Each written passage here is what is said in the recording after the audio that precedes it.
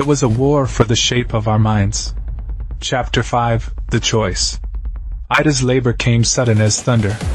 We had no doctor, only Aurel with his hands that could mend and maim with the same motion.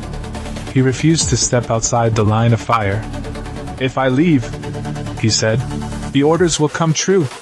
He looked at me, and for a moment I saw a memory in his eyes, fields of white, the sound of pages, the soft smell of cedar, and I understood that he had once been closer to what passed for heaven than any of us deserved. The motel became something like a cathedral for the desperate. We lit candles, not because they would help against steel and wing, but because light is a habit that keeps souls from slipping. Ida's cries were a drum of hope and terror. The attackers came in waves, their faces sometimes human at the edge of their masks, then slipping into something conjured from prayer and pain. Bodies fell, and each death was a punctuation in the sentence of that night.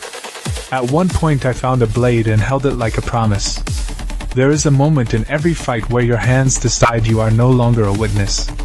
I moved through the rooms with the awkward certainty of someone born to fear, and I did things I cannot clean from my memory. I killed. I watched friends die with their mouths forming the names of children and regrets. Aurel caught my wrist with fingers that burned like fresh iron and said, "Do not carry this as shame.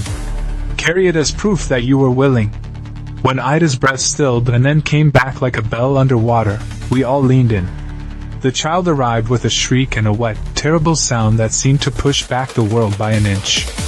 For a heartbeat, the air forgot to be heavy.